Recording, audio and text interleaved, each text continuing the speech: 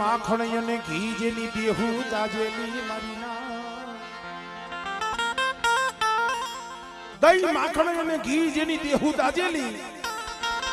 પણ જેના કોઠે કોઈ દી કાળપ ન હોય જેના કુડ દુધડિયા કાગડા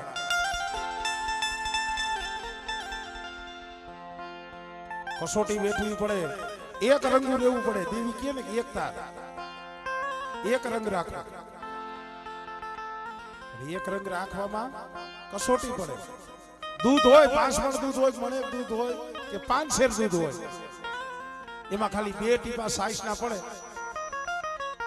દૂધમાંથી શું થઈ જાય દહીં દહીં બન્યું સ્વાદ ફરી ગયો રંગ નો ફેર્યો બાબુ બાબા 5 મિનિટ ખાલી દૂધમાંથી દહીં થયું સ્વાદ ફરી ગયો રંગ નો બન્યો એ દહીં હતું ને હલવાઈ માલિપા નાખી એવું વલોયું કેવડું દુઃખ અમુક નથી કહેતા એના તો ભાઈ કાળજા વલોવાઈ ગયા એટલું એને વલોયું એટલું દુઃખ પડ્યું તો એને રંગ નો ફેર્યો એમાંથી શું થયું માખણ સાંભળજો શબ્દ હિંજા જેવા હોય દૂધમાંથી દહીં થયું દહીં વલોવાયું એટલે એમાંથી માખણ થયું રંગ નો ફેરવો પેલા તોય કસોટી પૂરી ન થઈ પછી માખણ ને તવીમાં નાખ્યું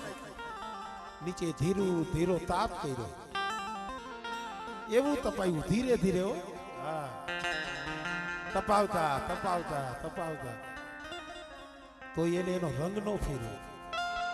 પછી માખણ માંથી શું થયું ઘી દહીં માખણ અને ઘી જેની દેહુ તાજેલી પણ જેના કોઠે કાળે બનાઈ જેના કુડ દુધડિયા કાગડા દહીં માંથી માખણ થયું માખણ ને એવડી કસોટી પડી તો એને રંગ નો ફેર્યો એટલે એમાંથી શું થયું ઘી મારી નાઈટી ઘી થયું ને તઈ એમાં દીવો થયો દીવો દૂધમાંથી દહીં થયું દહીંમાંથી માખણ થયું આટલી એને કસોટી પડી તો એને રંગ નો ફેરવો તો એમાં દીવો થયો બાકી દૂધમાં તમે વ્હાઈટ બોડી કદાચ દીવા હારી મૂકો દીવો થાય કસોટી વેઠવી કસોટી કેને વેઠી દી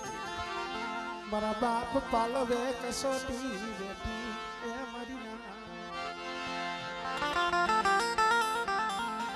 કસોટી વેઠી ધન્યું